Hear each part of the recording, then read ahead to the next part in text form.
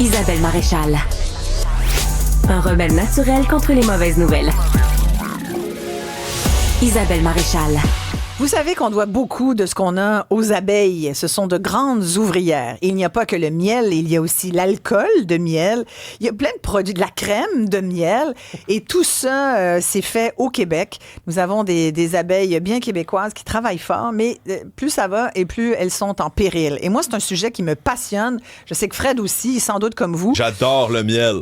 Tu vois, alors c'est fait. C'est une affirmation très, très passionnée. Je te vrai. reconnais bien, là, Fred. Avec nous, un autre passionné. Je vous le dis, il y a que la passion dans la vie. René Bougie, qui est un apiculteur.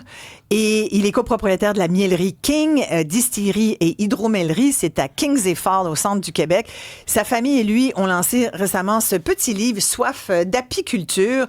Et c'est vraiment un carnet gourmand avec plein de recettes d'une dizaine de chefs du Québec. Merci d'être là, René. Ça fait plaisir. Sincèrement, là, il faut que vous êtes un amoureux des abeilles. Ça a commencé comme ça, votre passion. C'était pas du tout ce que vous faisiez dans la vie. Vous, c'est vraiment par hasard. Racontez-nous. Ah ouais, puis sans faire de mauvais jeu de mots, Oui. j'ai eu ce qu'on appelle la piqûre. Exact. Boum, chicaboum. Parce que, tu sais, au début, j'avais des abeilles seulement pour le plaisir, là, parce que j'étais dans les bureaux, je travaillais vraiment plus d'un point de vue intellectuel, puis j'avais le goût vraiment de faire quelque chose avec mes mains. Puis j'avais des amis qui avaient déjà eu des ruches, puis je me suis dit, ah, mais je pourrais essayer ça, ça a l'air le fun, je vais juste aller les inspecter au 10 jours. Faut quand même être un peu protégé. Là. Oui, tout à fait, parce que c'est sûr, certain qu'une fois de temps en temps, on se fait piquer, Ouais. c'est normal. C'est pas comme des poules. Mettons que Non, récolter non. des œufs, c'est plus facile. Mais en même temps, c'est tellement passionnant là, quand on va dans les ruches, qu'on regarde comment ça fonctionne. Là. Moi, je trouve ça tellement le fun, là, parce qu'au début, on s'entend, je pouvais passer des heures avec mon beau-frère parce qu'on avait commencé ensemble. On regardait dans les ruches comment la reine pondait des œufs, parce que c'est impressionnant, là, ça peut pondre presque 2000 œufs par jour. Là. Wow. Fait que, tu sais, quand on regarde ça, là, puis dans une ruche, là, il y a environ, c'est ça, pendant la haute période, il y a entre 50 à 80 000 abeilles. Là. Fait qu'il y en a du monde là, dans une seule ruche. Là. Puis là, on regardait ça évoluer, puis après ça, on avait plein de miel, puis rapidement, on est passé de une ruche à 5 ruches, à 10 ruches, puis maintenant, à l'heure actuelle, on a 115 ruches. Là. Wow. Donc, tu sais, ça fait quand même beaucoup de miel qu'on transforme en plusieurs produits. Et au début, René, c'était un hobby, Oui. mais là, c'est une job à temps plein. Ah oui, parce que, tu sais, après, moi, j'ai commencé en 2013 environ. Ouais.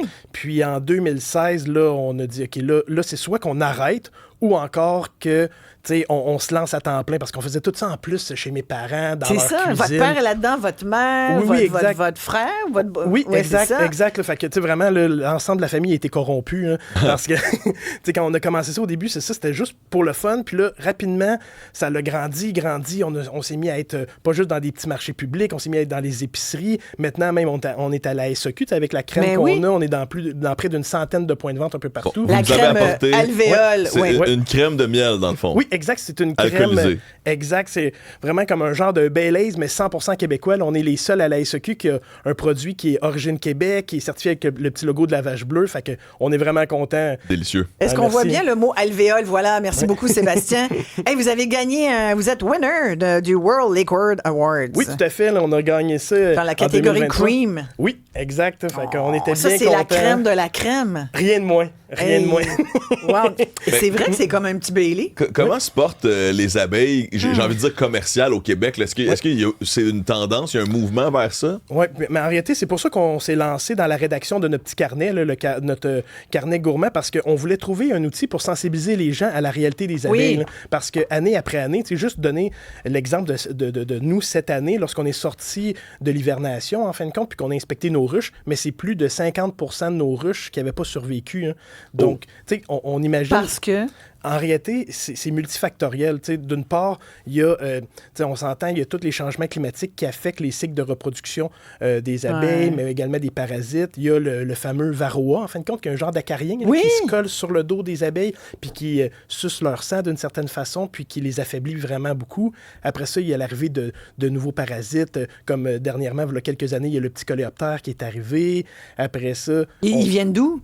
En réalité, rapidement, pas vite, avec le réchauffement climatique, c'était des des parasites. Le ptycholoptère, c'était quelque chose qui était en Asie, puis après ça, il est allé aux États-Unis, puis rapidement, pas vite, avec le réchauffement, mais il réussit à survivre, fait qu'il a passé la frontière, puis maintenant, il affecte Et les abeilles ruches, sont pas capables de se défendre de ces attaques-là? Mais en réalité, non, c'est ça, parce que, tu sais, il y a certains... Il me semble que c'est des guerrières, là. Oui, mais il y a certaines abeilles qui, des fois, réussissent à se protéger contre certains éléments, mais les attaques viennent tellement de partout que c'est là que ça devient compliqué, parce que, tu sais, ça s'ajoute au fait que de plus en plus, les abeilles manquent de nourriture un peu partout, tu sais, parce que juste les gens qui enlèvent, par exemple, leur pissenlit sur leur pelouse, ou encore qu'il y a moins de fleurs, qu'il y a moins d'arbres, parce que, tu sais, il n'y a pas juste les fleurs, il y a les arbres aussi. Je pense, dans votre livre, je pense que j'ai lu ça, ou dans une de vos entrevues, vous dites, les gazons verts, là, c'est comme des déserts alimentaires pour les abeilles. Définitivement, là, parce que... Je trouvais que l'image était comme frappante. Là. C'est comme, arrêtons avec les gazons. Là. Non, c'est fou. Mais comme, pareil, avec les terres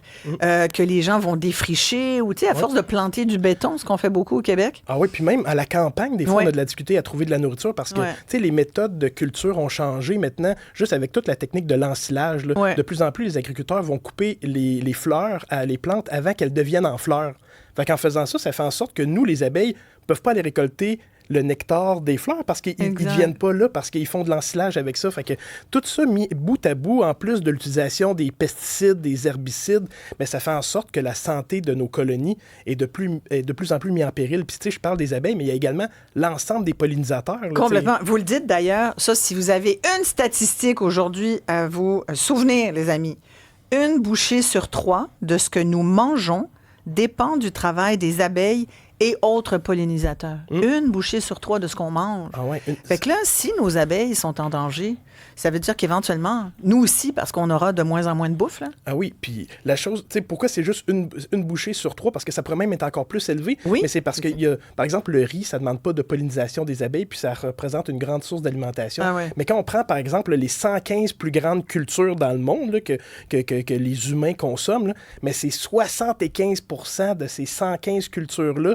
qui dépendent directement du travail des pollinisateurs puis des abeilles. Là. Donc, tu sais, juste d'un point de vue de diversité, là, c'est aussi vraiment impactant. Des fruits et légumes, là, j'imagine que ça passe beaucoup par là. Bon, qu'est-ce qu'on peut faire pour aider les abeilles qui nous aident autant? Exact. Oui, mais une chose est sûre, d'une part, on en parlait tantôt, de lâcher nos gazons, là, de permettre, en fin de compte, d'arrêter de leur mettre des pesticides, de laisser les fleurs sauvages pousser, les pissenlits. Après ça, il faut aider également en offrant d'autres sources de nourriture. T'sais, on parle de fleurir nos espaces, de planter des arbres, parce qu'on y pense pas, là, mais certains arbres comme les tilleuls, les érables, mais sont remplis de pollen, puis c'est vraiment essentiel pour les abeilles parce que ils s'alimentent de 2 choses. Le pollen, c'est vraiment comme les protéines des abeilles, comme leur viande, tandis que le nectar, c'est leur source de glucides, en fin de compte. Fait que, ils ont besoin de ces 2 sources-là, puis il faut qu'ils aillent le chercher dans plein de choses. Fait que, autant dans les arbres fruitiers, les arbustes, les fleurs.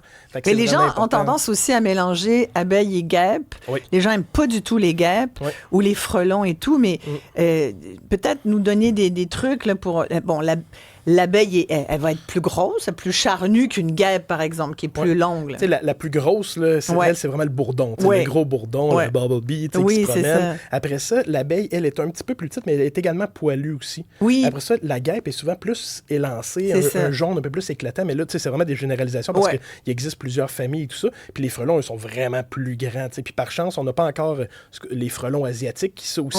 Ça, là, ces animaux-là, quand ils vont arriver, ils vont détruire les ruches aussi. Ben, c'est ça, le frelon asiatique, lui, c'est pas une bonne nouvelle pour nos abeilles. Ah non, définitivement pas. On voit les ravages que ça fait en ce moment en Europe, là.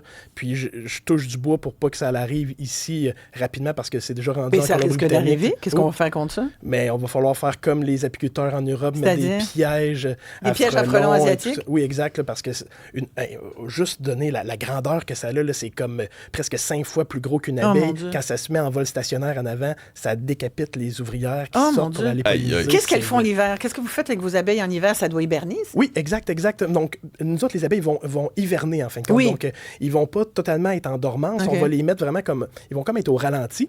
Dès qu'ils vont faire en bas de 10 degrés Celsius, la reine va arrêter de pondre. Donc, nous, au début, on avait... Qu'elle regarde la télé de 2 pieds sur le pouf un peu. Exact. Avec un bon petit cocktail. Oui, parfait. Ben, ça nous rassure. Et puis l'hiver, vous en perdez pas? Mais oui, exact. C'est vraiment là qu'on a la plus grande perte parce que, tu sais, soit qu'on les gardait à l'extérieur en les les isolants ou encore qu'on les met, nous, dans un caveau. Puis c'est là qu'on va les conserver. Mais bref, c'est là que, année après année, des fois, on constate que c'est pas toutes nos abeilles qui survivent. Puis on s'est dit, il faut vraiment être là pour sensibiliser les gens pour qu'on change les choses. Complètement. Et votre crème, là, la crème alvéole, goûtez ça. C'est vrai que c'est un petit Bailey. As-tu goûté? Oui, c'est délicieux. C'est Sinon, délicieux. juste le miel, là, c'est non périssable. Ouais. Ça fait du bien l'hiver. René Bougie fait-il des bougies en cire d'abeille? Quand même. Ah, On utilise notre cire voilà. pour plein de choses. Merci beaucoup. Vous allez revenir. Carte chouchou pour vous aussi. J'en donne Avec plein plaisir. cette semaine. On aime nos invités, puis on vous aime vous. À demain.